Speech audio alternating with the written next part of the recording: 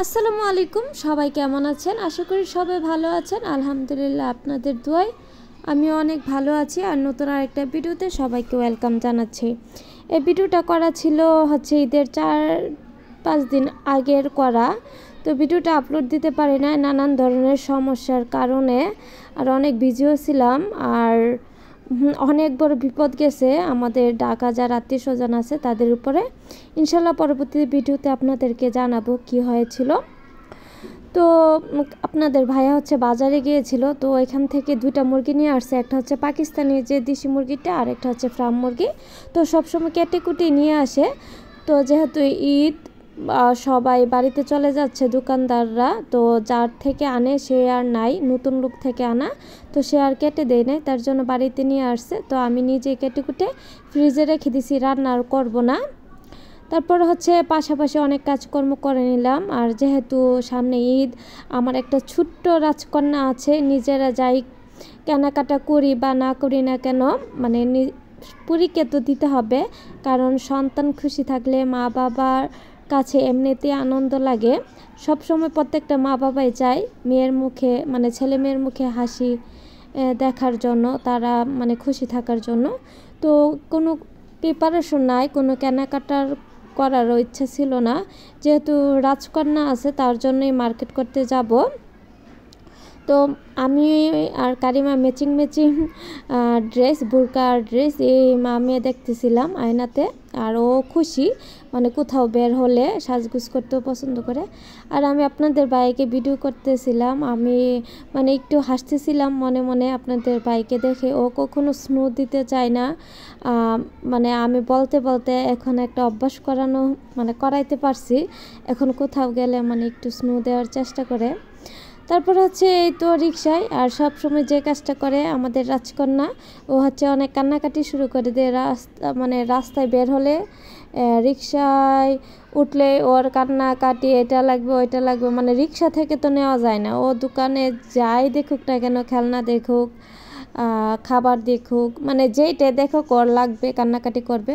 তো আর কি ওর অবস্থা, বের হলে কান্নাকাটি। আর এই রিক্সাওয়ালা মামাকে দেখে আমার অনেক কষ্ট লাগতেছিল। এই লোকটা এত গামে, কি বলবো, প্রচুর গামে। যখন নিউ মার্কেটের সামনে আমরা যাই, সিঙ্গেলে দাঁড়িয়েছিলাম, এই লোকটা মানে মাথার গাম হাত দিয়ে বেয়ে বেয়ে পড়তেছে, লুঙ্গি শার্ট সব ভিজে গেছিল। তখন এই লোকটাকে দেখে মানে আব্বাকে অনেক মিস করতেছিলাম, যে আসলে প্রত্যেক মা বাবাই ছেলে মেয়ের জন্য অনেক কষ্ট করে। তো এই লোকটা তো পরিবারের জন্যই কষ্ট করতেছে। তো এমনই মা বাবা সন্তানের জন্য, পরিবারকে একটু সুখে শান্তিতে রাখার জন্য নিজেই কত পরিশ্রম করে। তো যাই হোক, চলে আসছি নিউ মার্কেটে। তো আসার পর কারিমা প্রথমেই খাবার খাবে ফাস্টফুডের দোকানে। আর মানে ভিতরে যায় নাই, বাইরে যে টেবিলটা এইখানেই বসছি, কারণ একটু বাতাস আছে।